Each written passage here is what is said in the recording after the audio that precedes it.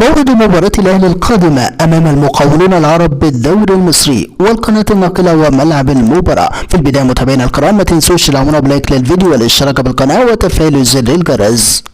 يبدأ فريق الأهلي اليوم الجمعة للاستعداد لمباراة المقاولون العرب المقرر لها مساء بعد غد الأحد ضمن منافسات الجولة 34 لبطولة الدوري الممتاز.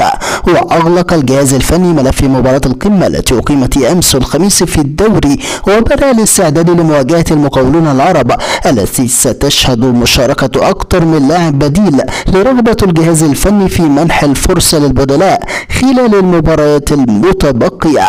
ويعد الأهلي البطل التاريخي للدوري المصري بعدما فاز باللقب 43 مرة مقابل 14 للزمالك و3 للإسماعيلي ولقب وحيد للترسانة وغزل المحلة والأولمبي.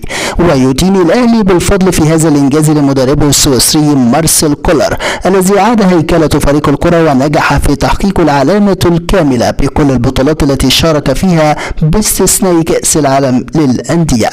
أما عن موعد المباراة، موعد مباراة الأهلي القادمة أمام المقاولون ستكون يوم الأحد المقبل الموافق 16 يوليو الجاري، وستقام المباراة على استاد عثمان أحمد عثمان بالجبل الأخضر.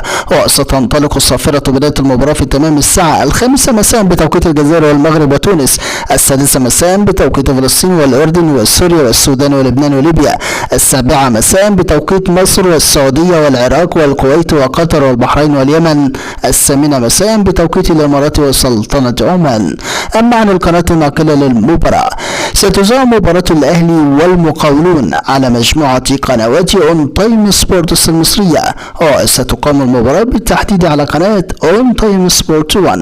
مع تمنياتنا لكم بمشاهدة ممتعة. متابعينا الكرام، نحن في انتظار نتيجة توقعاتكم عن المباراة في التعليقات، ولا تنسوا الإعجاب بالفيديو والاشتراك بالقناة.